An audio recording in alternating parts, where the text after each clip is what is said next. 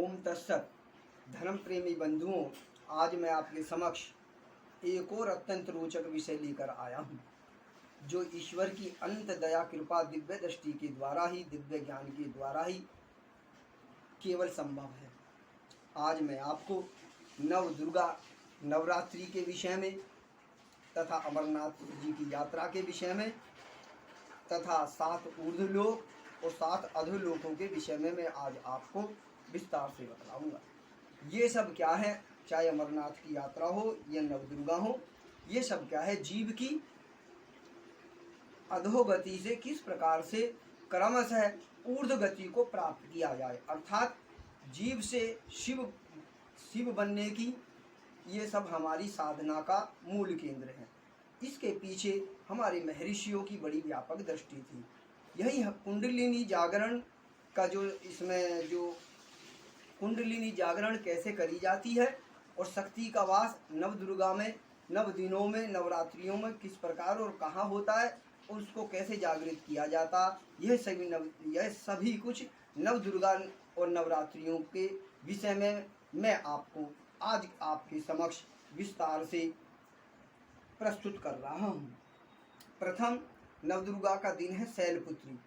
इसका जो कुंडलिनी जागरण के अनुसार यह मूलाधार चक्र है और इस दिन शक्ति हमारे मूलाधार चक्र में निवास करती है। उसका ध्यान करने से, निरंतर ध्यान करने से यह चक्र जागृत हो जाता है। दिनों के अनुसार यह दिन शनि का दिन है, शनिवार है, और शिव उपासकों के लिए यह स्थान पहलगांव या बैलगांव है तथा 7 जो स्वर्ग हैं अथवा ऊर्ध्वलोक है, उनमें यही स्थान भूलोक कहा गया है, और जो 7 अधोलोक हैं उनमें यह स्थान अतल लोक कहा गया है। दूसरी जो दुर्गा है, दूसरा नवरात्रा ब्रह्मचारिणी कहा गया। यह हमारी जो रीढ़ है उसमें स्वादिष्ठान चक्र कहा गया है। यह दूसरा स्थान शुक्र का स्थान है, शुक्रवार। और अमरनाथ यात्रा शिव यात्रियों के लिए यही स्थान पिस्सू टॉप कहा गया है, और 7 जो स्वर्ग लोक है उनमें यह स्थान भूवर लोक कहा गया है तथा 7 जो अधोलोक है उनमें यह स्थान वितल लोक कहा गया है। तीसरी दुर्गा है चंद्रघंटा है। चंद्रघंटा अर्थात हमारी रीढ़ का मणिपूरक चक्र है। यही 7 दिनों में गुरुवार कहा गया है। अमरनाथ शिव भक्तों के लिए यही स्थान जो है गणेश टॉप कहा गया है, और जो 7 जो ऊर्ध्व लोक हैं उनमें यह स्थान देवेंद्र का स्वर्ग लोक कहा गया है तथा जो अधोलोक हैं उनमें यह स्थान सुतल लोक कहा गया है। इसी सुतल लोक में बलि का निवास है। यह स्थान भगवान वामन अवतार में बलि को यह स्थान भगवान विष्णु जी ने प्रदान किया था। चौथा जो नवरात्रा है अथवा चौथी शक्ति, चौथी दुर्गा कूष्मांडा है। कूष्मांडा हमारा अनाहत चक्र है रीढ़ के अंदर। इसी को बुधवार कहा गया है, और यह शिव भक्तों के लिए यही महागुणश पर्वत है, और इसी को जो है ऊर्ध्व लोकों में महलोक कहा गया है, और यही अधोलोकों में महितल कहा गया है। पंचम जो दुर्गा है वो स्कंद माता है। इसी को हमारी रीढ़ में, हमारे शरीर में विशुद्धि चक्र कहा गया है।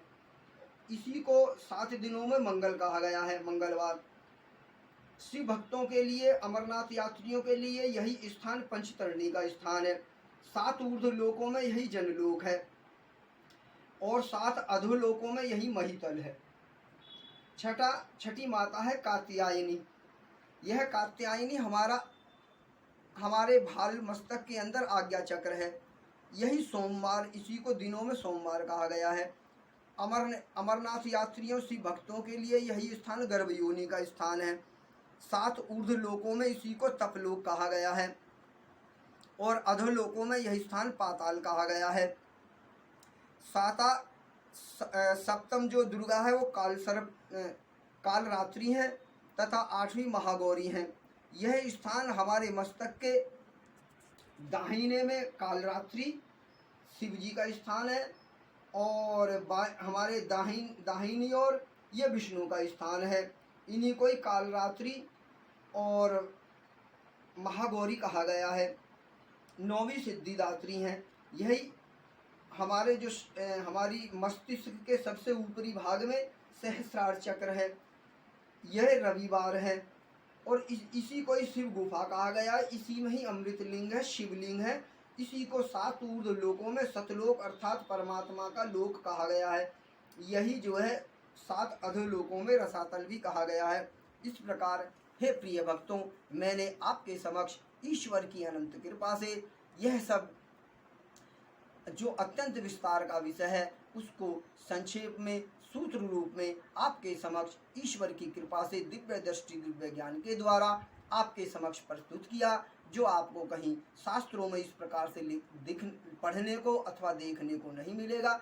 यह तो केवल ईश्वर की जिस शरणागत भक्त पर अनंत कृपा होती है उसी पर ये इस प्रकार के शास्त्रीय ईश्वरीय रहस्य प्रकट हुआ करते हैं।